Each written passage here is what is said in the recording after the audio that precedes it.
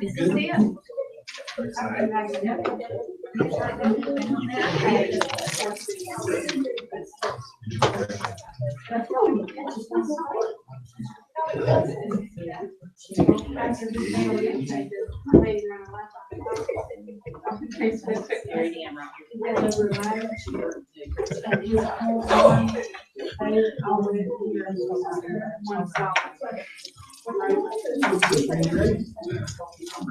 Everybody ready? All right. This time we'll call the Monday, February 10th, 2025 meeting to order. Welcome everybody that's here. Thank you for coming. Will please join us for the Pledge of Allegiance.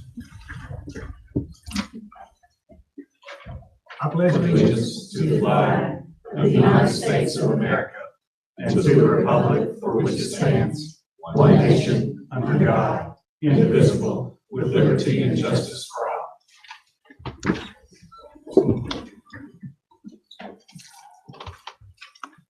At this time, I'll be looking to approve the January 13th minutes. Does everybody have a chance to read them, go over them, any corrections? If not, we look for a motion and second to approve.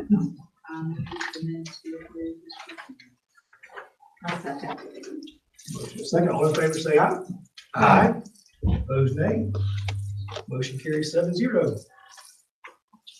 Moving on under instructional, we have the Janice Anderson Brumley Educational Grant recipient, Mr. George Allen. Right. So the Janice Anderson Brumley Educational Grant, I'll just give you a brief rundown on the details of it. Her goal was to be the best educator she could, and in her pursuit of being the most effective teacher, she attended numerous conferences all over the state and country and earned her master's degree in national board certification. So when she retired, she wanted to set up an annual scholarship so that other teachers could also pursue these goals. And this year, the winner of the award is Jean Ferrand, and unfortunately, she has the flu today. She's to her man standing right here. We wanted to go ahead and give the award though, because we notify Miss Brumley and her family about it.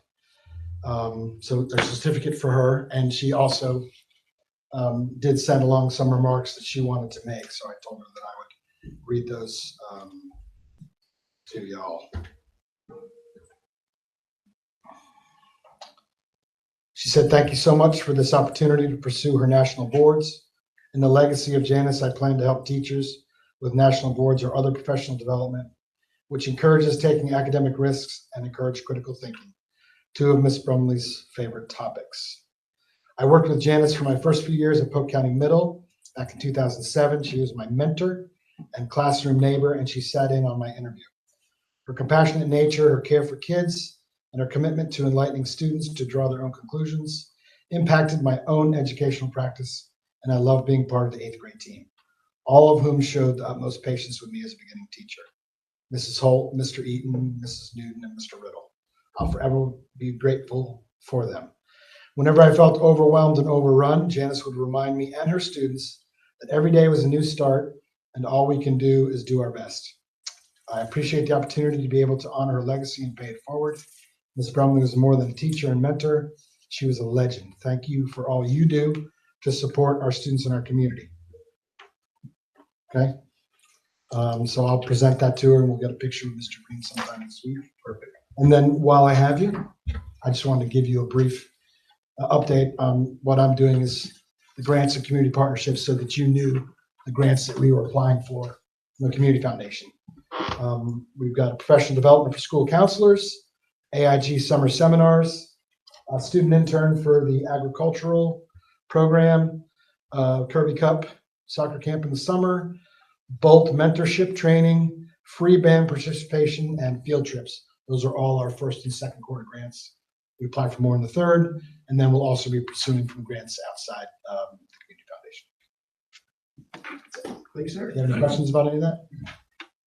Mr. Chair, I would like to comment, although nobody can be Ron Dill because she's a legend. Mr. Alley sure is trying. He's doing a great job in that role. We appreciate your efforts, your experience with grant writing and leading nonprofits over the years. Certainly has come in handy for us. We appreciate your involvement and appreciate the job you do. Thank you. I appreciate that. I certainly want to congratulate Jean Ferrand too. Very Yes, deserving. She's an excellent. She's been a great member for our kids for sure. Yeah. Very deserving. All right, then moving along, we next have the North Carolina school report cards. Ms. Angela Duffer. So for Miss Brumley, I'm a product of Miss Brumley.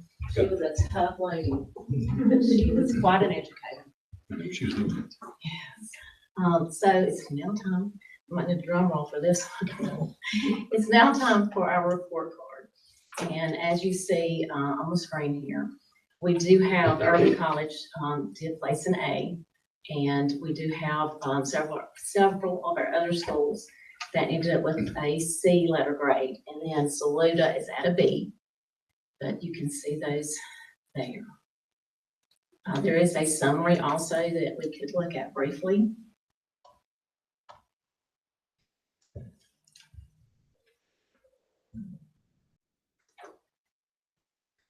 Tells our student total there. Looks like a lot of students, doesn't it? We see the school performance grade, as you see there. There's a table there. I like to look at the table myself. It's a little easier to read.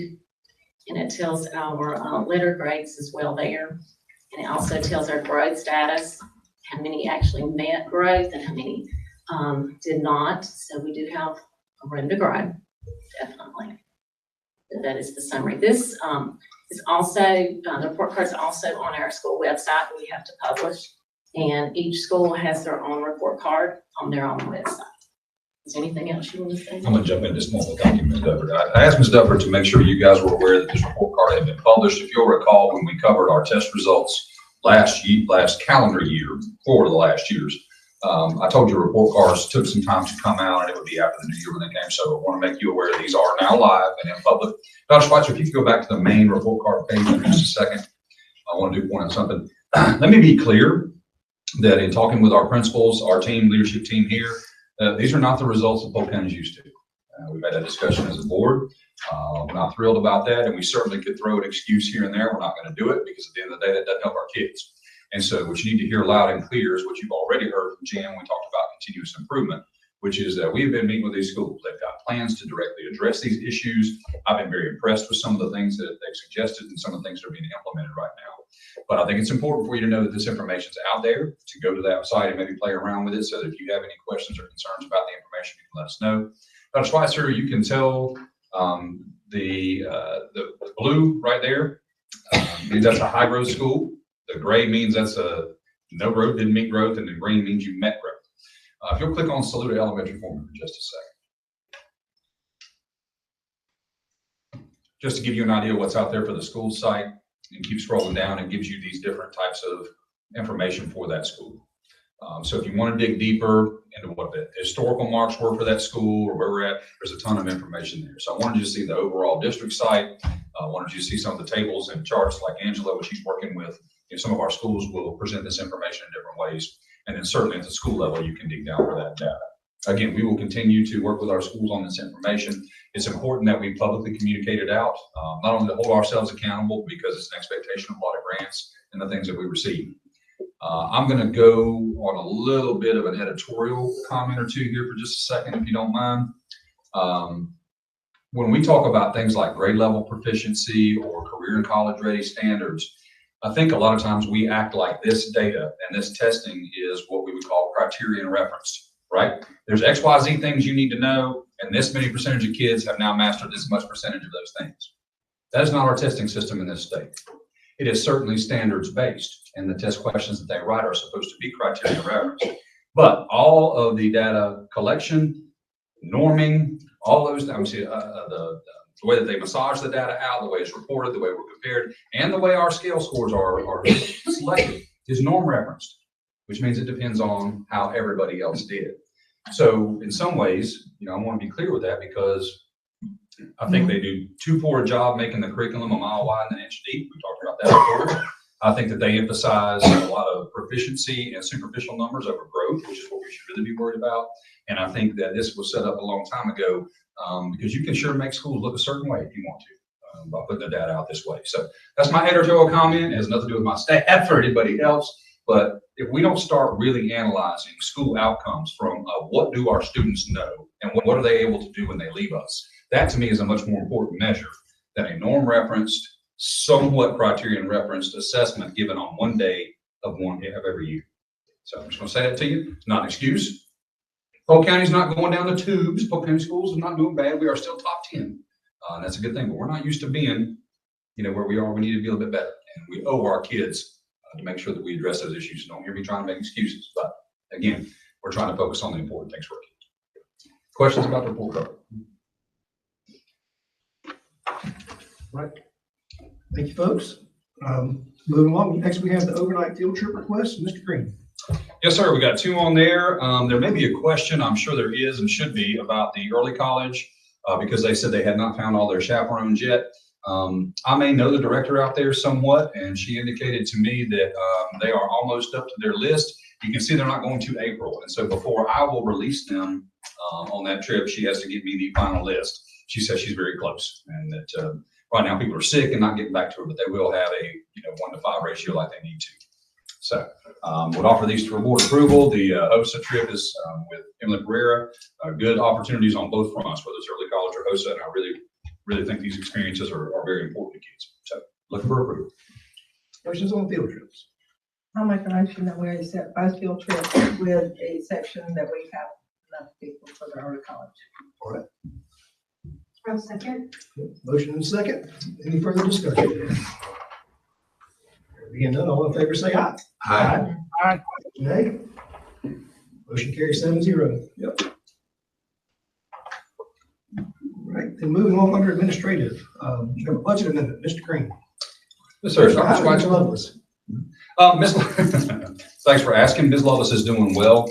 I think that the surgery was a little more involved than anybody thought it was going to be, and not to spread all of her business out here, but she's doing better. And she actually came to work, checked in a few times, and it was just that I didn't subject her. We didn't want to subject her to PC4K, and she's able to do a lot of work from home. And so I'd rather her be there, be comfortable, be recuperating, and she can get back soon. But the surgery was successful. It's just taking her a little longer.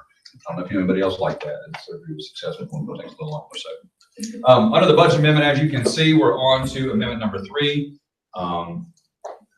This February 10th amendment is going to be additional revenues for stop arms for our buses. We got some money for our summer reading program. I'm assuming that's for our RTA summer camps, Jan Crump. And DPI will give us testing bonuses for teachers who achieve certain growth measures, CTE teachers who have achieved certain certification levels get that type of bonus. And then developmental day funds are for the day programs we have at our Head Start and Pre-K classrooms. So that is the amendment 3 in the amount of $99,750, and that's coming into us. So next one. And Fund 8 is going to be small schools and Coon Dog Day money that we get. The small schools money, as you know, we are the body that collects and holds the funding for the Small Schools Consortium. I'm the chair of that Small Rural Schools Consortium. And so just want you to know that that money is just a pass-through for us. It comes in from districts and goes back out to the service that advocates for us. The other is the Coon Dog Day money that came in as donations. And so we'll internalize that in our accounts, and then they'll be farmed back out to Slough Elementary where those fundraising funds go. That's it. Does that answer any questions? Is an actionable item. We'll be looking for a motion and a second for approval. I'll move the budget amendments to approve.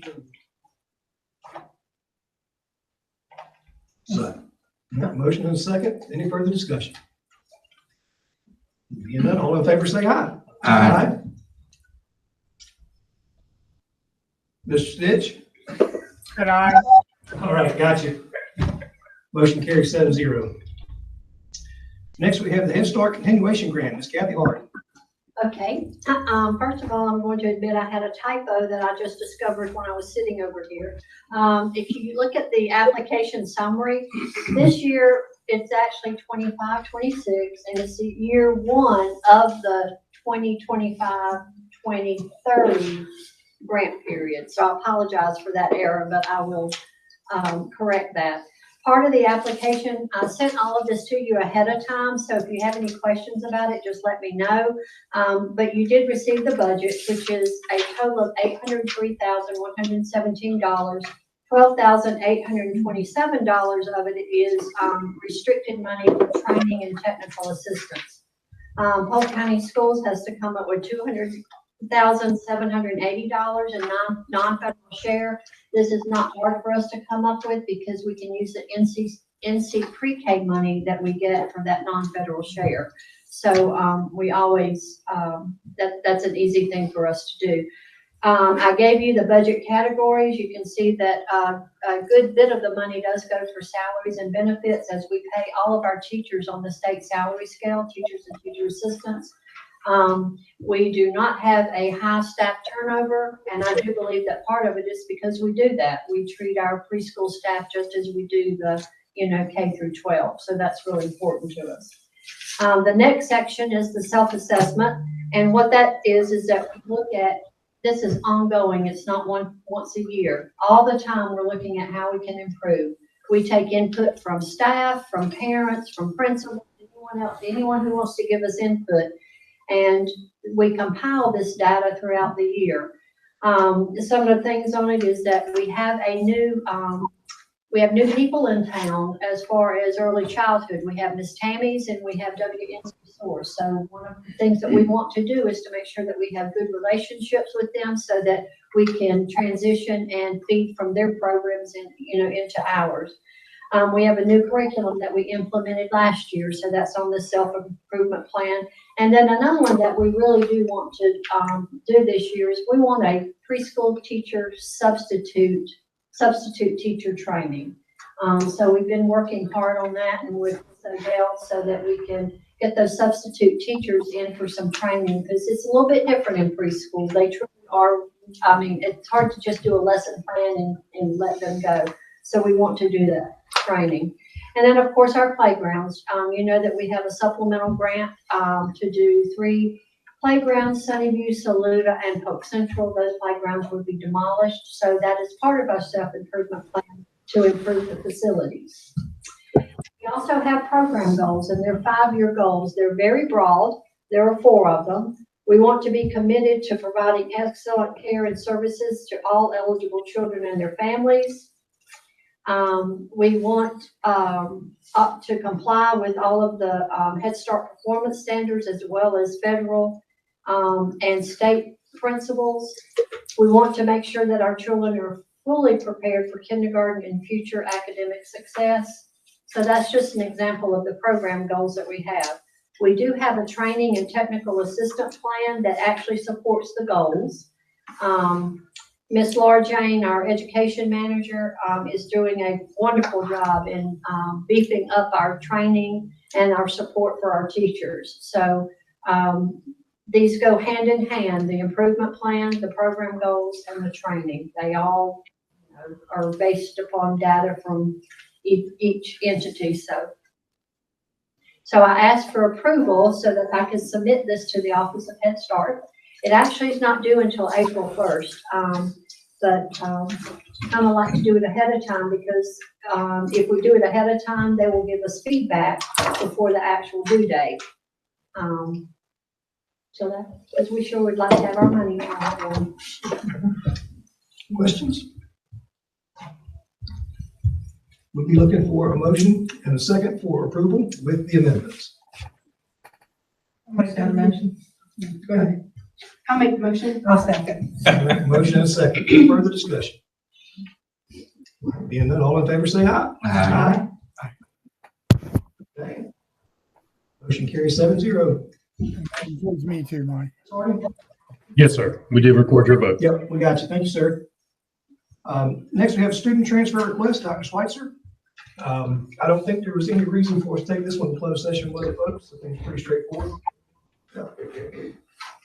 In any case, I think we'd be looking for a motion and a second for approval.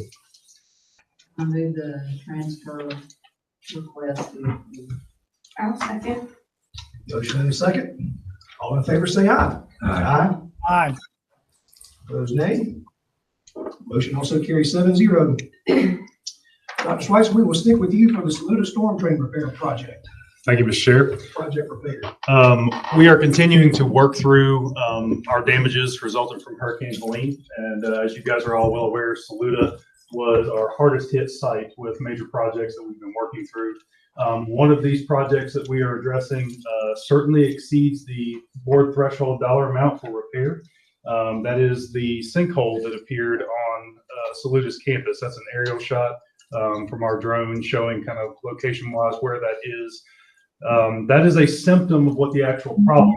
The actual problem is the subterranean drain system that's just under that has actually collapsed in one section, and then it carried all that material downstream with it.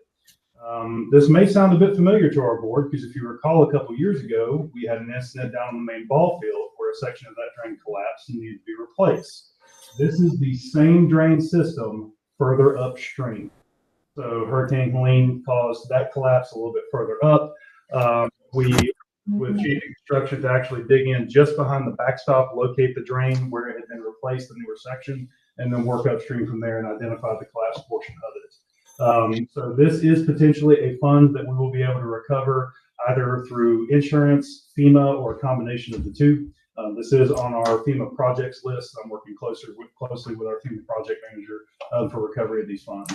We're actually submitting this project as a proposed estimate project, which will be the first of our FEMA projects where we are not paying for it in advance and then asking for money after the fact.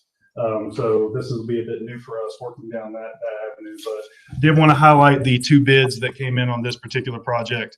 One of them from Champion Construction at $64,500 for full repairs, and the other from Mitch Contracting at $75,000 for repairs. So Champion was the low bid for the repair to that system. We would be seeking approval of that project. Questions? You're looking for a motion and a second for approval.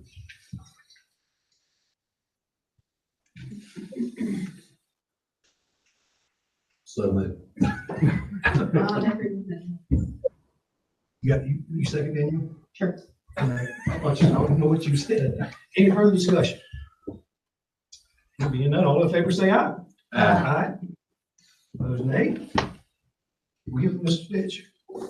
Yes. Okay. Motion carries 7-0. Mr. Green, is there any old business? Of course there is. Really just wanted to say that I appreciate the board members, and obviously some of you couldn't come, and I completely understand that, but appreciate the ones who did attend the PC4K. I thought it was a very successful fundraiser. I want to give a big shout out to Advent Health Polk, who were our lead sponsors and really paid for the venue and the stuff. Polk County Community Foundation and the Donors Choose Fund we have there is really the umbrella that covers a particular fundraiser. I appreciate them a whole lot. And I certainly want to give a huge shout out to our staff who make this work. They do a great job. Amy Ashworth in particular. I know you probably don't want me to say that, but she led our committee, did a tremendous job. And guys, if you were there, I think you get it. You understand how good it feels to see that many community members show up and be about our kids. And so we don't have totals in. I'll get you that information. I just want to say thank you and let you know that we felt like that was a really successful event. And we'll continue to try to hold it. But thank you. Thank you. No other old business? No, sir. Just wanted to thank you. All right. What about new business? Under new business, just wanted to see if it was all right for us to schedule our budget workshop for April.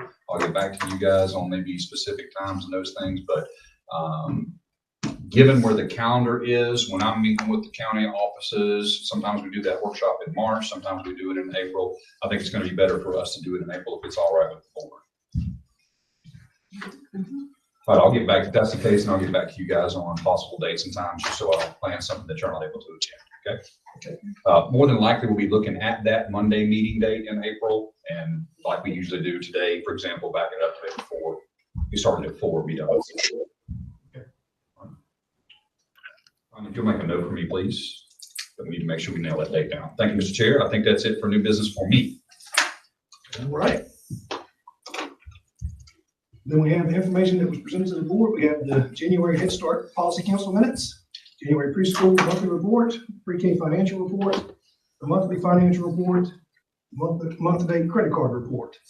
Also have NCSBA offered optional board training, the Western Leadership Education and Training March 3rd, PRESA, Spring Law Conference, virtual event April the 3rd and 4th, Summer Leadership Conference, Rushmore Beach, June 16th through the 20th, and the NCSBA Video Library. I do not have anybody signed up for public input. So at this time, I would be looking for a motion to move into closed session for the purpose of discussing personnel, and is there, We have attorney-client matter okay, attorney? and a student matter. And a student matter. All right. I'll make that motion that we go into closed session. Motion is second. All in favor, say aye. Aye. Folks who came to attend, thank you very much for being here. We had a 2-hour work session prior, which is why this portion of the agenda was pretty short. But we do appreciate you coming in and talking with us and being with us today. Always a pleasure to have you. Got them kids shining.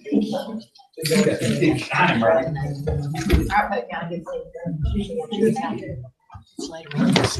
Question.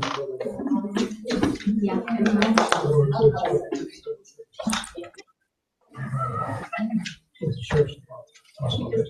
Oh, the resource.